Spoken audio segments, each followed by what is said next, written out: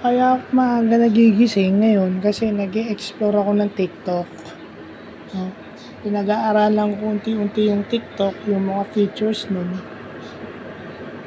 Siguro yung terminologies lang sa shop kasi ayoko mag-engage sa e-commerce muna. Yung flow lang ng TikTok shop. Pero yung ibang features ng TikTok siguro pwede. Yun lang, kailangan malaman din natin yan dahil kasama yan as computer science graduate. Dapat alam mo rin galawin yung platform na yan.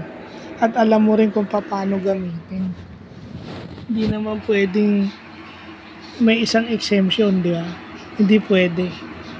Kasi wala naman sinabing major in Instagram, major in Facebook, major in X, formerly Twitter. So, ibig sabihin lahat yun. Kaya ako maaga nagigising kasi ini-explore ko dahil hindi naman ako ganun kabilis matuto kagaya ng iba. Yung iba nga mabilis lang sa kanila eh. Sa akin medyo nalilito pa ako. Siyempre dala naman ng diferensya. Pagiging may disabled tayo so hindi naman ganun kabilis ang pick up natin. Aminado naman ako ron. Honest ako dun.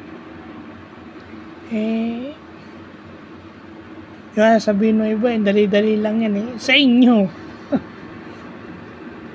Diba? So, yun lang po.